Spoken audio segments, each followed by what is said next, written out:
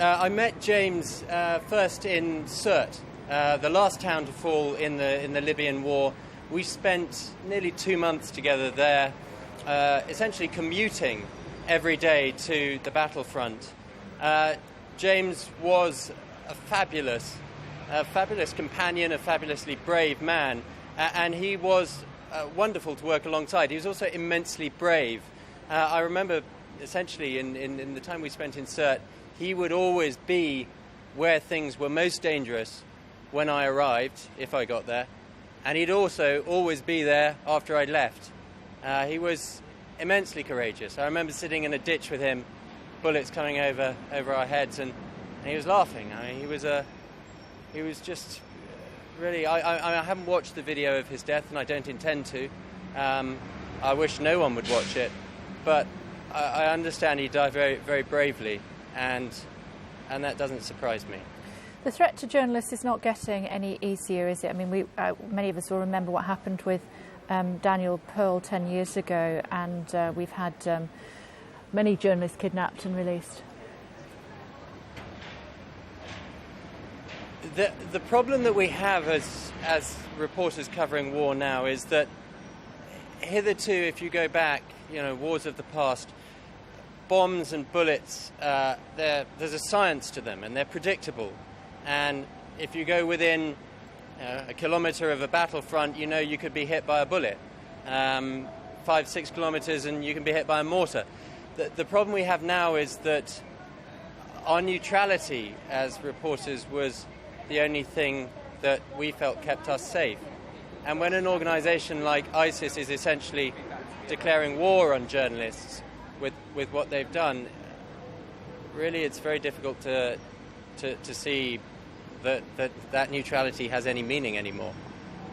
Journalists very much seen as a target, as you're saying, not least because that some countries do tend to pay a ransom for the return of people who are kidnapped. This is a really difficult issue. The UK and the US don't pay ransoms, and I understand the logic, the reasoning behind that. In recent months, a number of European countries have paid for the release of journalists and aid workers who had been kidnapped by ISIS. And that has solved the problem that they had. And now we have a situation where ISIS is beginning to kill these hostages. I don't see that by not paying a ransom we have in any way reduced the incentive to take hostages, because as you can see now, those hostages have a value as human shields, as pawns in a political game, as people to kill and arouse intense public revulsion. This is a difficult area, but perhaps we need to talk again about this subject. Are you suggesting that ransom should be paid, Tom? As I say, I mean, I think there are certainly circumstances where, well, I guess I'm pretty partial at this point because they're my friends that are being held. But I'm saying that the argument is perhaps not as clear as we thought it was. It's a very challenging situation when journalists are reporting from war zones. Previously, if you had your flak jacket on and it said TV marked out in gaffer tape or journalist or whatever, then that would mean that you would be left alone to do your work. Journalists are not being seen as impartial anymore. Is that the issue? Is that why they're being targeted? There is clearly a perception that we are partial, yeah. There's no question about it. ISIS believes that Western journalists are an adjunct, a propaganda arm in some way of the West. I mean, Western journalists are extolling the very particular values, the freedoms of the West that they would seek to attack if they were in power.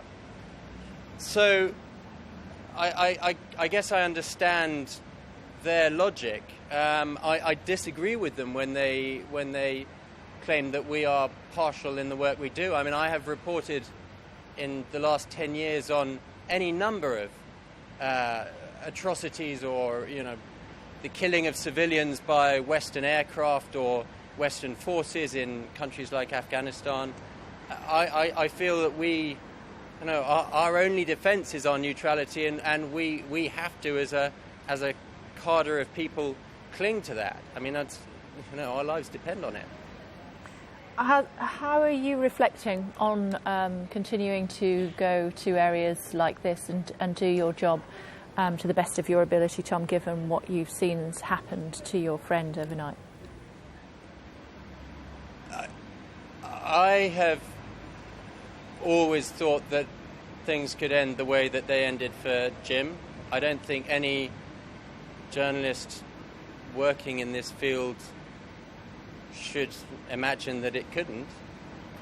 Daniel Pearl was over 10 years ago now a fantastic, studiously neutral reporter for a great American newspaper, and he was killed in just the same way. It could happen to me, it could happen to anyone who strays into that, that part of the world.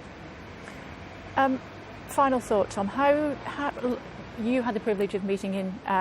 Most of the people watching this afternoon will not have.